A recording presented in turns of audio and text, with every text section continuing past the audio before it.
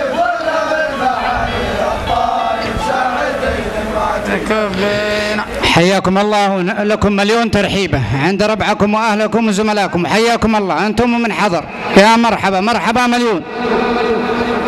ندعو عرساننا يا إخوان للتوجه للمنصة لاستعدادا لتسليم هداياهم التذكارية. على العرسان التوجه للمنصة الآن وقبل الختام مع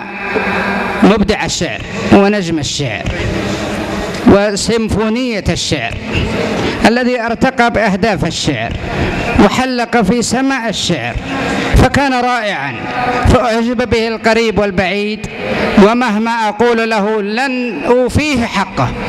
الأستاذ عايش الحارثي، فتحية من الجمهور للأستاذ عايش ولجميع من شاركنا في هذه الليلة، فليتفضل بقصيدة ختامية على أمل أن نلتقي بكم إن شاء الله في مناسبات قادمة. هذا أخوكم ومحدثكم خالد بن داخل الحارثي يحييكم ويتمنى لكم أطيب الأوقات وأسعدها، والسلام عليكم ورحمة الله وبركاته.